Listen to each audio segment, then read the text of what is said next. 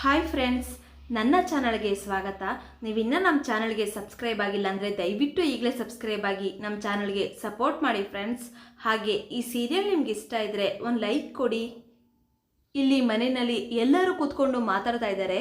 ಈಗ ಮನೋಜರು ಶಾಪಿಂಗ್ ಹೋಗಿ ಶಾಪಿಂಗ್ ಬ್ಯಾಗ್ಗಳನ್ನ ತಗೊಂಡು ಮನೆಗೆ ಬರ್ತಾರೆ. ಆಗ ಶಾಂತ ಅವರು, ಅಯ್ಯೋ ಮನೋಜ, ಏನೋ ಶಾಪ್ನೇ ಬ್ಯಾಗಲ್ಲಿ ಹಾಕೊಂಡು ತಗೊಬಂದಾಗಿದೆಯಲ್ಲೋ. ಈಗ ಮನೋಜರು, ಊನಮ್ಮ, ಗ್ರಹಗತಿಗಳೆಲ್ಲ ನನಗೆ ಸಾಥ್ ಕೊಡೋಕ್ಕೆ ಶುರು ಮಾಡಿಬಿಟ್ಟಿದ್ದಾವೆ. ಬಿಸ್ನೆಸ್ ಮ್ಯಾನ್ ಮನೋಜ್ ಕುಮಾರ್ ಈಗ ಮಿಲಿಯನಿಯರ್ ಮನೋಜ್ ಕುಮಾರ್ ಆಗ್ತಾ ಇದ್ದಾನೆ. ಈಗ ಸೂರ್ಯ, ಅಯ್ಯೋ ಮನೋಜ್ ಕುಮಾರ, ಏನೇನೋ ಕುಯ್ಬೇಡಪ್ಪ, ಡೈರೆಕ್ಟ್ ಮ್ಯಾಟ್ರಿಗೆ ಬಾರಪ್ಪ. ಈಗ ಮನೋಜರು, ಹೇಳ್ತೀನಿ, ಒಂದು ನಿಮಿಷ ಇರು, ರೋಹಿಣಿನ ಕರೆದು ಎಲ್ಲ ಹೇಳ್ತೀನಿ. ರೋಹಿಣಿ ಅಂತ ಹೇಳಿದಾಗ ರೋಹಿಣಿಯವರು ಬರ್ತಾರೆ. ಈಗ ರೋಹಿಣಿಯವರು, ಏನು ಮನೋಜ್ ಇದು, ಶಾಪಿಂಗ್ ಹೋಗಿದ್ರಾ? ಹೇಳಿದ್ರೆ ನಾನು ಬರ್ತಾ ಇರಲಿಲ್ವಾ? ಈಗ ಮನೋಜರು, ರೋಹಿಣಿ, ಸರ್ಪ್ರೈಸ್ ಕೊಡೋಣ ಅಂತ ನಾನೇ ಹೋಗಿದ್ದೆ. ನಿನ್ನನ್ನು ಕರ್ಕೊಂಡೋದ್ರೆ ಸರ್ಪ್ರೈಸ್ ಹೇಗಾಗುತ್ತೆ ಹೇಳು?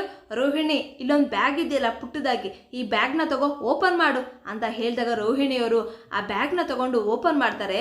ಅದರಲ್ಲಿ ಮಾಂಗಲ್ಯ ಸರ ಮತ್ತು ಮಾಂಗಲ್ಯ ಇರುತ್ತೆ. ಇದನ್ನು ನೋಡಿ ರೋಹಿಣಿಯವರು ತುಂಬ ಖುಷಿ ಪಡ್ತಾರೆ. ಮನೆಯವರೆಲ್ಲ ಶಾಕ್ ಆಗ್ತಾರೆ. ಇದೇಗೆ ಇವನು ಚಿನ್ನದ ಮಾಂಗಲ್ಯ ಸರ ಮತ್ತು ಮಾಂಗಲ್ಯ ಮಾಡಿಸ್ಕೊಟ್ಟಿದ್ದಾನಲ್ಲ ಅಂತ.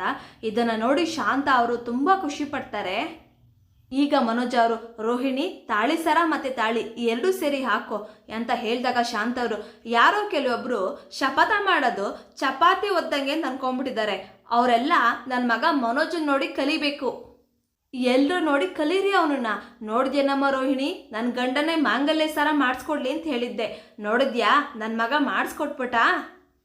ರೋಹಿಣಿ, ನನ್ನ ಮಗನೇ ಹಾಗೇನಮ್ಮ, ಹೇಳಿದ ಮಾತನ್ನ ಉಳಿಸ್ಕೊತಾನೆ, ಈ ಥರ ಎಲ್ಲರ ಕೈಲೂ ಉಳಿಸ್ಕೊಳಕ್ಕಾಗಲ್ಲ ಅಂತ ಹೇಳಿದಾಗ ಸೂರ್ಯ, ಅಪ್ಪಯ್ಯ, ಈ ಎಲ್ಲರೂ ಅಂದರೆ ನಾನೇ ಅನ್ಸುತ್ತಲ್ವಾ ಅಂತ ಹೇಳಿದಾಗ ರಂಗನಾಥರು, ಅವಳ ಮಾತಿನ ದಾಟಿ ನೋಡಿದ್ರೆ ನೀನೇ ಅನ್ಸುತ್ತೆ. ಈಗ ಶಾಂತ ಅವರು, ಅನ್ಸ್ಲಿ, ಅದೆಲ್ಲ ಆಮೇಲೆ ಮಾತಾಡೋಣ. ರೋಹಿಣಿ, ಮನೋಜ್, ಬನ್ನಿ, ಈ ತಾಳಿ ಸರನ ದೇವ್ರ ಮನೇಲಿಟ್ಟು ಪೂಜೆ ಮಾಡಿ ಆಮೇಲೆ ಹಾಕೊಳ್ಳಿರುವಂತೆ ಅಂತ ಹೇಳಿ ಆ ತಾಳಿ ಸರನ ದೇವ್ರ ಮನೇಲಿಟ್ಟು ಪೂಜೆ ಮಾಡಿ ರೋಹಿಣಿ ಕತ್ಗೆ ಹಾಕೊತಾರೆ. ಈಗ ರೋಹಿಣಿ ಮತ್ತು ಮನೋಜ್ ಅವರು ಶಾಂತ ಮತ್ತು ರಂಗನಾಥ್ ಅವರ ಆಶೀರ್ವಾದ ತಗೊತಾರೆ.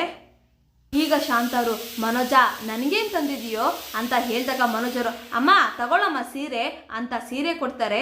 ಈಗ ಶಾಂತ ಅವರು, ಮನೋಜ, ಸೀರೆ ತುಂಬ ಚೆನ್ನಾಗಿದೆ ಕಣೋ, ಮೈಸೂರು ಸಿಲ್ಕ್, ತುಂಬ ಸಾಫ್ಟ್ ಆಗಿದೆ, ಏನೊಂದು 15,000 ರೂಪಾಯಿ ಆಗಿರ್ಬೋದಾ ಅಂತ ಹೇಳಿದಾಗ ಮನೋಜರು, ವಾವ್ ಅಮ್ಮ, ಅದೆಷ್ಟು ಕರೆಕ್ಟಾಗಿ ಗಿಸ್ ಮಾಡ್ದಮ್ಮ ಅಂತ ಹೇಳಿದಾಗ ಶಾಂತ ಅವರು, ಶ್ರೀಮಂತರಿಗೆ ಕಣೋ, ಶ್ರೀಮಂತಿಗೆ ಬೆಲೆ ಗೊತ್ತಿರೋದು, ಬೇರೆಯವ್ರಿಗೆಲ್ಲ ಎಲ್ಲಿ ಗೊತ್ತೋ.